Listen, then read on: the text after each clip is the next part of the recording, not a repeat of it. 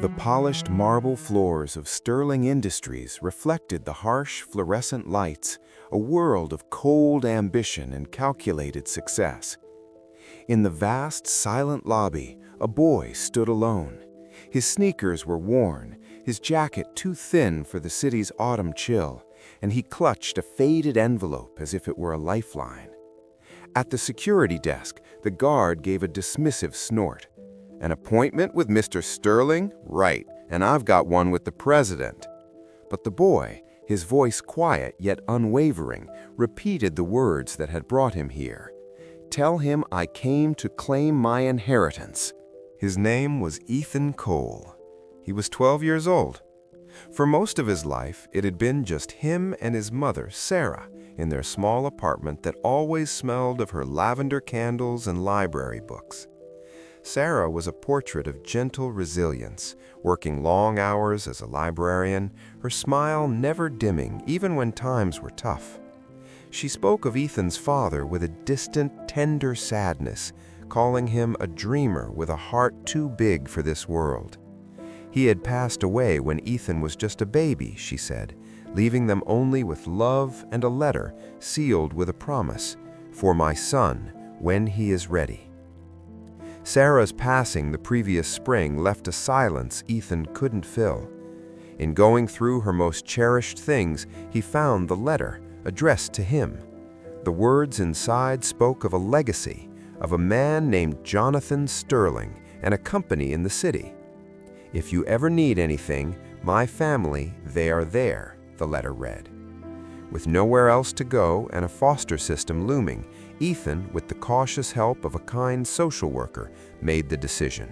He would find the family his father mentioned. Meanwhile, in the penthouse suite overlooking the city, Richard Sterling presided over a board meeting. Ruthless, polished, and driven, Richard had built his late brother Jonathan's philanthropic vision into a corporate empire. Jonathan, the sensitive artist, had been the heart. Richard, the shrewd businessman, became the fist. Their falling out was legendary, a clash over the soul of the company, and they hadn't spoken in years before Jonathan's tragic accident. Richard's grief had long since hardened into a cold determination to protect Jonathan's legacy, as he saw it, from sentimentality. The call from security was an unwelcome interruption. "A boy, sir. Insists on seeing you. Says it's about an inheritance." Richard's first reaction was a dry, humorless laugh. "Probably another charity case or a scam. We get them every week. Have security escort him out." But the boy was persistent. The security guard, an older man named Frank with a granddaughter Ethan's age, felt a pang of something unfamiliar.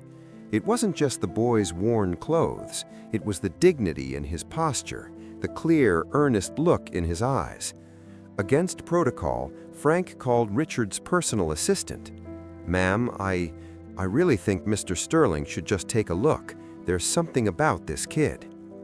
Annoyed, Richard finally agreed, not to the lobby, but to have the boy brought to a spare conference room, a place for dismissing inconveniences.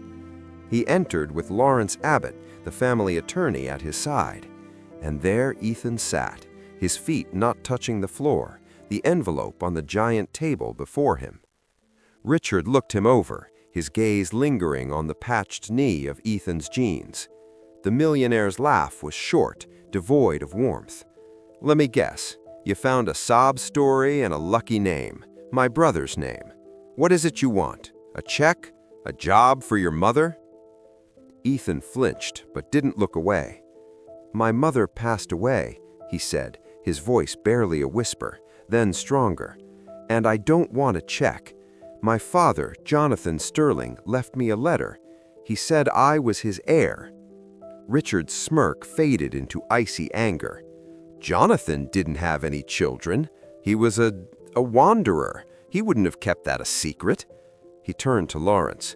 "Lawrence, handle this. This is cruel, even for a gold digger." But Lawrence Abbott didn't move. He was an old man, had known both Sterling brothers since they were boys. He was staring at Ethan, his professional composure cracking. Slowly, he approached the table. "May I, young man?" he asked gently. Ethan nodded, pushing the letter forward. Lawrence read it, then he read it again. He took off his glasses, pinching the bridge of his nose. When he looked up at Richard, his eyes were glistening. "Richard," he said, his voice thick, "the stationery, the handwriting, the private seal, this is Jonathan's, without a doubt." He paused, his next words hanging in the air. "And look at him, Richard, look at him." Richard, frustrated, glared at Ethan. And then it happened. The late afternoon sun shifted through the window, catching the boy's hazel eyes, Jonathan's eyes, the slight, stubborn set of his jaw, the way a strand of hair fell across his forehead. It was like seeing a ghost in the shape of a child. The air left Richard's lungs. "It can't be," Richard breathed, but the defiance was gone, replaced by a dawning, terrifying realization. "A DNA test," Lawrence said softly, already pulling out his phone. "It's the only way." The days that followed were a blur for Ethan. A comfortable hotel room, quiet meals, and the agonizing wait. For Richard, they were a torment. He ordered a private investigation. The report came back. Sarah Cole, beloved librarian, never sought a single cent from the sterling name. She had loved Jonathan quietly, completely, and had raised their son alone, asking for nothing. The picture of her, smiling with a baby Ethan in the library where she worked, shattered something in Richard's hardened heart. He remembered now, Jonathan speaking of a radiant, brilliant woman he'd met, a love he feared their world would ruin. Richard had dismissed it as another of his brother's impractical fantasies. The call from the lab came. Lawrence listened, nodded, and hung up. He met Richard's gaze and gave a single, solemn nod. He's Jonathan's son, the heir to 40% of Sterling Industries. The figure was astronomical, nearly $450 million, but the number meant nothing to the storm inside Richard. He had not only turned his back on his brother, but he had also just insulted and threatened his brother's child, a boy who had lost everything. The weight of his own cruelty collapsed onto him. He had been so busy guarding a fortune, he had failed to protect a family. Richard didn't go to the hotel with lawyers or paperwork. He went alone. When Ethan opened the door, weary and tired, Richard didn't know what to say. The mighty CEO fumbled for words. "Ethan," he began, his voice rough with emotion. "The test. It's true. I owe you an apology that words can't really cover. I was wrong about you, about your mother." He took a shaky breath. "Jonathan was my brother, my best friend, and I lost him. In trying to protect his memory, I almost turned away his greatest legacy."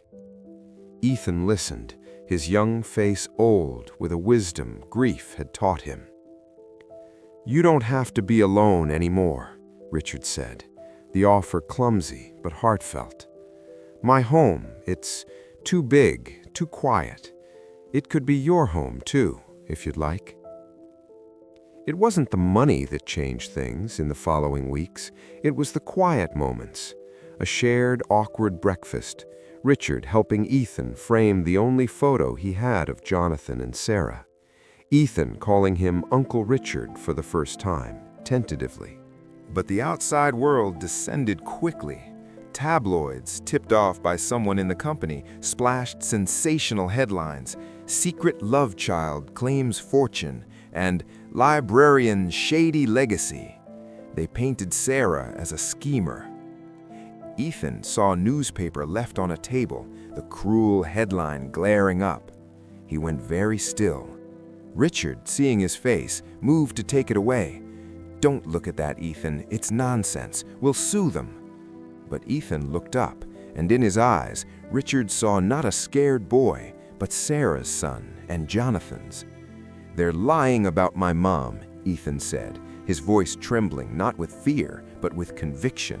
"She was the best person I ever knew. I have to tell them. I have to." And Richard, who had spent a lifetime controlling narratives, understood. This wasn't about control, it was about honor. "Okay," he said, placing a hand on Ethan's shoulder, "then we'll tell them together." The press conference room was a sea of flashing lights. Ethan, in a simple, neat shirt, stood slightly behind the microphone. Richard stood just beside him, a solid, protective presence. As the questions began, sharp, probing about money and scandal, Ethan waited. Then he leaned forward. "You're asking about the money," Ethan said, his voice clear in the sudden quiet. "But I'm here to talk about my mom. Her name was Sarah Cole. She read me stories every night. She taught me that kindness is a superpower. She loved my father with her whole heart, and she raised me with all of hers. She never wanted your headlines. She just wanted me to be a good man, like my dad was." He looked at Richard, who gave him a firm, proud nod. "I have a family now, and we'd like to move forward. Thank you." He stepped back. The room, for a moment, was silent. Then a single reporter in the front began to clap. Slowly, others joined.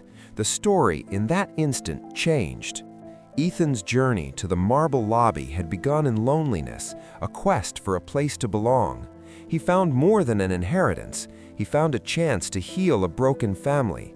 And in doing so, he taught a powerful man that the greatest legacies aren't measured in dollars, but in the love we honor and the truth we defend. He was no longer just a claimant to a fortune. He was a nephew, a defender of a mother's good name, and a living reminder that our families are sometimes found in the most unexpected places, waiting for us to simply have the courage to show up. Sometimes the greatest inheritance isn't wealth, but the courage to speak love's truth against the world's noise. Share this story if it reminded you that every family has a story waiting to be healed.